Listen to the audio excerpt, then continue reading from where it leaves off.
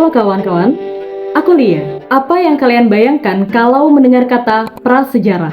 Mungkin kalian akan membayangkan tentang sebuah zaman yang berisi masyarakat berambut kusut yang hidup di alam lepas dengan pakaian dan peralatan sederhana. Tetapi, dengan penampakan seperti itu, apakah kalian percaya bahwa mereka sudah mengenal religi? Oleh karena itu, ayo kita cari tahu tentang religi pada zaman prasejarah, tepatnya di Indonesia.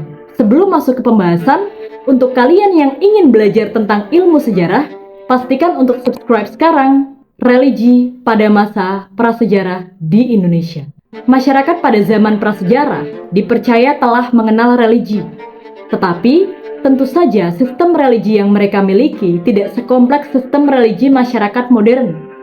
Jika masyarakat prasejarah membuktikan keberadaan religinya dengan mengadakan tata cara penguburan dan lukisan-lukisan di gua, maka masyarakat modern lebih kompleks lagi, karena adanya penambahan unsur seperti kitab suci, aturan pakaian dalam beribadah, dan sebagainya. Namun, meskipun demikian, religi pada zaman prasejarah tidak dapat dinafikan. Di Indonesia, masyarakat prasejarah telah mengenal religi sejak masa Holosen, tepatnya periode Holosen tua. Pengenalan religi tersebut dibuktikan dengan adanya sistem penguburan sederhana, yaitu menguburkan mayat di dekat tempat tinggal sehingga bercampur dengan peninggalan-peninggalan lain seperti alat batu dan cangkang kerang. Bukti adanya sistem penguburan tersebut adalah ditemukannya sisa-sisa rangka manusia di lingkungan alam. Salah satunya terdapat di Kyoken Modinger atau Bukit Kerang di Alur Hitam Aceh. Catatan tambahan bahwa sistem penguburan yang ditemukan di Kyoken Modinger di Aceh dan Sumatera Utara adalah sistem penguburan sekunder kolektif dengan taburan bahan berwarna merah dari material hematit pada rangka mayat. Selain sistem penguburan sederhana, terdapat pula sistem penguburan terlipat yang terdiri atas dua jenis, yaitu setengah terlipat atau semi-flex dan terlipat atau flex. Ciri kubur setengah terlipat adalah bagian tungkai dilipat dengan paha dan lutut yang mengarah ke kiri atau sedikit ditarik ke atas. Sementara itu, ciri kubur terlipat adalah tungkai dan betis yang dirapatkan ke paha dan dilipat ke arah dada. Bukti adanya sistem penguburan tersebut terdapat di situs seperti Songkeplek di Pacitan dan Gua Braholo di Gunung Kidul. Kubur yang dalam posisi terlipat menunjukkan adanya suatu variasi dalam pengaturan sikap tangan dan posisi badan.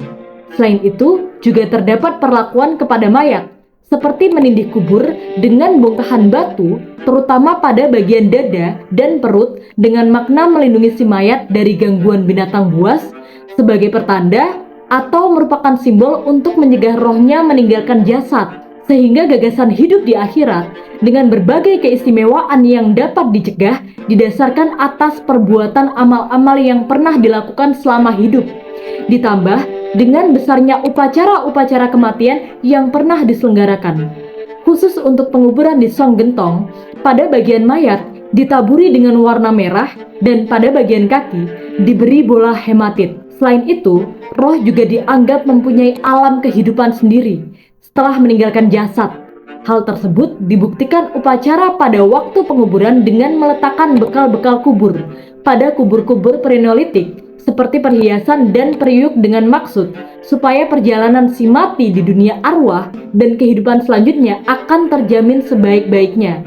Selain sistem penguburan dan perlakuan kepada mayat, terdapat bukti religi lain, yaitu berupa bentuk seni. Seni sudah mulai muncul pada masa Holosen, ketika budaya Paleolitikum mulai berkembang yang diungkapkan dalam bentuk lukisan atau goresan terhadap batu karang atau dinding gua.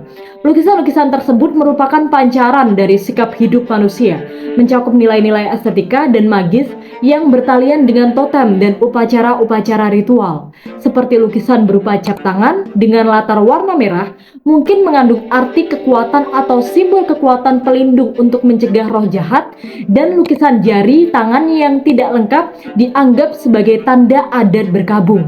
Sebenarnya, lukisan memiliki beberapa fungsi, diantaranya sebagai upacara penghormatan untuk nenek moyang, upacara kesuburan, inisiasi, dan keperluan magis untuk menerima hujan dan kesuburan atau memperingati suatu kejadian penting.